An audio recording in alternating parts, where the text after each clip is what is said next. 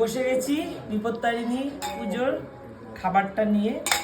এখন অনেকটা রাত হয়ে গেছে, সবাইকে দিয়ে তারপরে খেতে বসেছি। তো এই হলো আলুর দম, ছোলার ডাল করেছি, এই দেখো ছোলার ডাল করেছি, আলুর দম করেছি, আর হালুয়া, সুজির হালুয়া।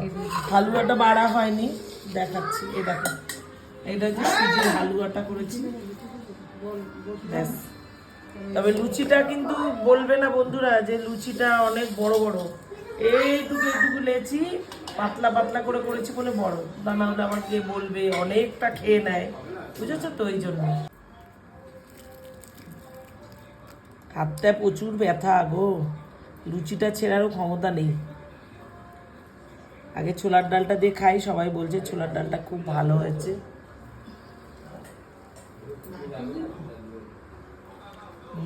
ভালো হয়েছে, সব মেয়ে বানিয়েছে, আমি কিচ্ছু করিনি জানো, হাতের ব্যথায় কিচ্ছু করতে পারিনি, মেয়ের বাড়িতে বসেই খাচ্ছি। এবার আলুর দমটা ট্রাই করছি, ছোট আলুর দম খেতে খুব ভালোবাসি। আবার গরম করলাম, এখন ঘড়িতে বাজে 10:30, 10:30 বাজে, তাই জন্য মানে এখন খাচ্ছি। এত রাত্রিরে খায় না যদিও, খাচ্ছি। আমাদের সবাইকে দিয়ে খেতে হয় তো, এই বিপত্তারিণী পুজোর দিন আমাদের ঘরে সবাই লুচি খায়, মানে সবাই একসাথে, এবার 10-12 জন তো হয়, তার জন্য একটু তো দেরি হবে বলো।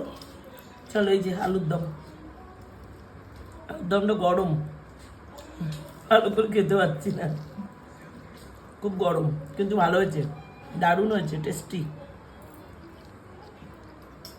চলো টাটা।